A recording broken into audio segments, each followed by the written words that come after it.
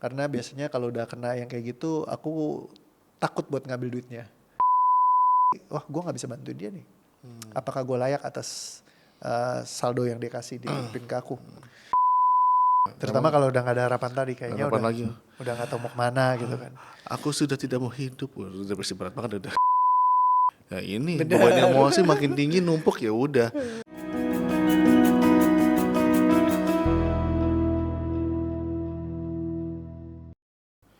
Terus gini, coach, pernah nggak pernah ngalamin apa namanya pada saat nanganin klien tiba-tiba coach itu juga akhirnya terbebani juga gitu loh. Terbebani juga dulu sering. Oh dulu Terutama kalau kepikiran dan kalau misalkan dia yang kayak kenalan deket kayak gitu. Karena kalau ada kedekatan kan biasanya ada intensitinya sendiri, sehingga jadi kayak terbebani. Aduh, terutama beban aku yang paling besar adalah kalau kliennya nggak selesai. Jadi misalnya kalau aku bisa bantuin ya tentu nggak ada problemnya ya. Cuma kadang-kadang ada, ini kayak ada salah satu yang bapak-bapak, dia baik sekali gitu ya. Terus suami istri ini datang dari luar kota khusus buat ketemu aku gitu. Tapi pas lagi dibantuin tuh memang karena udah terlalu intens, berat banget bebannya, komunikasinya agak sulit, sehingga kalau diajak ngobrol juga kayak orang udah bener-bener bingung gitu. Nah kalau orang masuk fase depression yang udah bener-bener parah, biasanya kayak gitu tuh. Jadi kayak bener-bener levelnya tuh udah tinggi banget, intens, sehingga buat diajak komunikasi tuh udah sulit segala macem. Sehingga dibantu dengan teknik ini tuh nggak membantu dia secara signifikan. Karena kan balik lagi, sistem DIY ini bagus kalau selama dia masih bisa diproses kayak let's say level processingnya itu requirementnya mirip kayak CBT. CBT itu kan karena berbasis kognitif, jadi ada banyak kayak di DIY juga sama. Ada banyak ngobrol, ada banyak bertanya, ada banyak menggali gitu ya, kayak menelusuri apa yang menjadi masalahnya. Nah requirementnya salah satunya si kliennya ini harus memahami dan mengerti kurang lebih apa beda antara pikiran, perasaan, emosi, terus juga menelusuri kayak di masa lalu, ingatannya juga perlu cukup baik gitu buat kayak nginget-nginget kayak tadi kan. Nah ada orang-orang tertentu memang mereka yang udah benar-benar terlalu terbebani sehingga mereka jadi kayak sulit berkomunikasi. Nah ketika ketemu yang sulit berkomunikasi gini dan mereka udah kayak effort banget buat datang dari jauh segala macam, terus bayar biaya yang juga cukup lumayan. Nah itu buat saya tuh berat, burden banget. Terutama berat buat mereka karena aku ngelihat kayak mereka benar-benar pengen berubah, tapi kesulitannya di diri mereka sendiri. Yang kedua juga berat buat aku karena biasanya kalau udah kena yang kayak gitu aku takut buat ngambil duitnya. Jadi maksudnya walaupun waktu aku habis gitu ya, karena kan aku harus nemenin mereka misalkan, tapi aku kayak ngambil duitnya tuh nggak tega gitu, karena ibaratnya kayak ya memang walaupun kalau bicara ya secara profesional lo harusnya cas dong, ya kan, kalau nggak main hati kayak gitu. Tapi kalau buat aku pribadi, wah gue nggak bisa bantuin dia nih. Apakah gue layak atas saldo yang dia kasih di pin ke aku? Nah itu yang bikin kadang-kadang jadi berat tuh di situ. Kayak gitu. Jadi kalau ada case-case tertentu yang nggak bisa. Dan kalau case-nya penderitaannya udah bener-bener orang yang pengen banget sembuh tapi nggak bisa, itu juga. Ya dulu aku sering banget ketemu case-case kayak gitu karena terutama pas sistem DOA masih developmental di awal, itu akan intens banget, susah buat mecahin. Tapi kalau sekarang karena udah banyak structure yang aku bongkar, karena aku udah sangat ngerti, sekarang ngerjain semuanya sistematik, makanya tadi Bang Opan lihat semuanya ada strukturnya aku kerjakan. Nah itu udah sangat cepat sekali ngeberesin. Jadi kayak beban mental itu kayak tadi nih, kalau case walaupun Bang Opan ini termasuk yang muda ya, cuman 2 structure, tapi buat ngemecahin kayak gitu tuh kalau pakai sistem saya yang lama mungkin akan butuh proses yang sangat panjang dan mungkin akan berbelit-belit ataupun nggak langsung ketemu di titiknya langsung. Tapi kalau sekarang karena udah precise banget, karena developmental kita udah kayak revisi itu 12 kali lebih, penambahan, pengurangan, ganti bolak-balik, framework kita acak-adutin. Ya sekarang itu udah boleh dibilang sangat-sangat precise buat ngerjain. Jadi makanya cepet banget gitu. Ya kan belum sampai 40 menit udah ketawa-ketawa kayak gitu. Iya karena memang nelusurinnya udah lebih gampang kayak gitu. Nah berarti kalau tadi kan soal yang orang-orang yang sudah sangat depresi berat itu berarti dengan metode ini masih bisa ditolong atau enggak?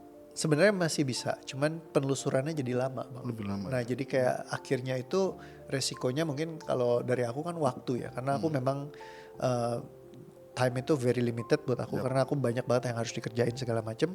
Sehingga kalau misalkan harus ketemu berkali-kali itu kan aku charge-nya terlalu mahal.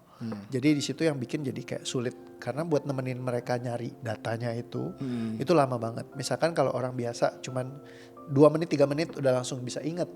Tapi buat orang-orang yang kayak udah kena depresi segala macam, itu bisa 15 menit 20 menit itu belum ada data yang kita bisa gather.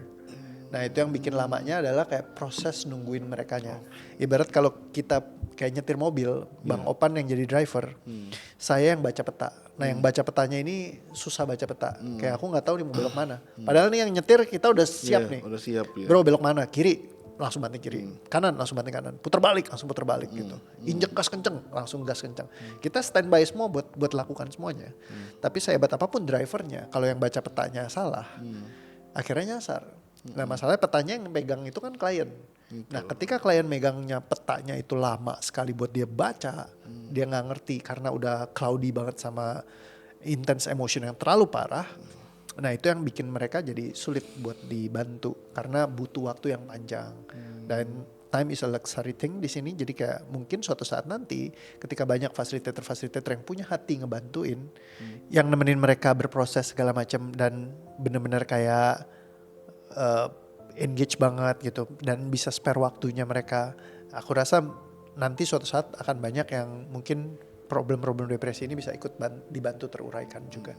Kayak gitu. Jadi kalau dari sistemnya sendiri sebenarnya bisa, kalau menurut aku. Tapi yang belum saat ini adalah waktu yang berkepanjangan sama kebiaya nanti kenanya. Nah lebih kesulitannya ke situ sih. Tapi kalau misalkan waktunya ada yang mau nemenin, ada yang bisa bantu processing, aku rasa ini bisa memberikan dampak yang signifikan kepada mereka. Aku nggak tahu sih, masih harus tes ukurnya lebih banyak.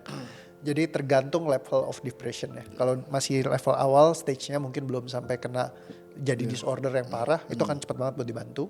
Tapi kalau udah sampai disorder yang udah parah banget, sampai harus minum obat apa segala macam, kalau udah nggak bisa function sama sekali, bisa jadi butuh prosesnya lebih panjang, kayak gitu. Emang sih kadang-kadang orang depresi itu kan malah memang karena sudah hilang percaya dirinya sendiri kan kalau Ya, dibilang. Harapan, percaya dirinya, terus merasa udah kalau dibilang seperti ada rasa sendiri gitu kan. Nggak ada yang bantu, ya pasti mereka bakal depresi pasti sih. Betul sih. Terutama kalau udah nggak ada harapan tadi kayaknya Harapan lagi. udah nggak tahu mau kemana gitu kan. Aku sudah tidak mau hidup, wah, depresi berat banget udah. Iya kalau udah kayak gitu jangan sampai. Makanya kita harus dari awal tuh early detection itu penting. Nah banyak orang itu yang nggak nyadarin tentang ini. Jadi mereka kayak oh gue cuman stres, oh gue cuman beban. Ya udah nggak apa-apa move on. Terus semuanya ngajarin move on. Nah padahal sebenarnya kalau move on itu bebannya dia lagi ketumpuk di dalam tubuh, terus dia lanjutin kehidupan. Nah lama-lama nabung. Nah ketika nabung sampai ya makin lama makin meledak-ledak makin parah. Makanya tadi kayak Bang Opan bilang kan, awal mungkin masih bisa dikontrol, lama-lama kejadian lagi karena setiap kali kejadian itu dia bikin higher high, higher low, langsung kayak nembaknya makin tinggi. Jadi akhirnya begitu ke-trigger, pop, duar, langsung meledak. Kalau di saham makin tinggi makin enak ya. Ya ini beban emosi makin tinggi numpuk ya udah. Terus udah numpuk jadi gunung, meledak ke Gunung Merapi. Yes, gitu. Nah, termasuk kalau misalkan beban yang kita tampung itu merugikan kita, makin lama makin merugikan sebenarnya. Nah, itu jangan sampai depressionnya muncul. Jadi sebelum depression lebih baik diberesin dulu. Kayak gitu, supaya bisa balik happy lagi.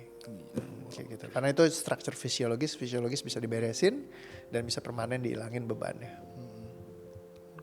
Sip. Oke, siap. Aman, thank you Bang Opan buat pertanyaannya. Oke, makasih banyak. Siap, Coach makin Rio. happy lagi. Oke, thank you semuanya. Pokoknya jangan depresi gitu aja sih. Kita harus hidup itu harus happy aja. Jadi let flow, kita bikin happy hidup kita, jangan bikin tetap positif ya coach ya. Afirmasi positif dalam diri ya insya Allah sih kita jalan juga udah enak lagi gitu. Walaupun ada beban emosi, cuman kita coba ngerilis dengan Coach Rio nanti bahkan lebih enak lagi, lebih nyaman dan Yes. Oke dah. Boleh belajar rilis juga di TikTok ya, karena videonya aku udah sediain di situ ya kan. Banyak strategi dan structure bagaimana cara ngebongkar gitu ya. Terus di Dio Into the Light ini juga kan teman-teman jadi bisa lihat ya gimana ngefasilitate gitu. Nah tapi tadi ada yang aku mungkin tambahin sedikit Bang Opan. Kalau misalkan kita afirmasi banyak-banyak, seringkali malah kita jadi nutup. Nah kita jadi nggak tahu justru kalau misalkan ada beban di dalam tubuh kita karena kita afirmasikan. Nah jadi sebelum afirmasi masuk, beresin dulu ya betul. Jadi ketika dia udah beres, baru kita afirmasi yang positif gitu misalnya kalau diperlukan. Ya, masih kadang-kadang kalau kita udah afirmasi positif masih nggak enak juga sih emang. Berarti ada beban emosi berarti. Ada yang kudu dibuang dulu berarti ada yang kudu dibuang dulu. Oke Ibu kata kita lagi numpuk sampah, kita numpuk sampah cuma ditutup doang, udah. Itu bakalan jadi sampah busuk, maka malah jadi bahasanya jadi penyakit ya gitu kan. Penyakit yang malah bikin kita tuh nggak punya teman gitu bisa jadi. Perlu dipecahin semuanya. Kudu dipercaya semua. Oke, terima kasih. Thank you Bapak. Terima kasih banyak coach. Oke, Iya, siap. bye-bye semuanya.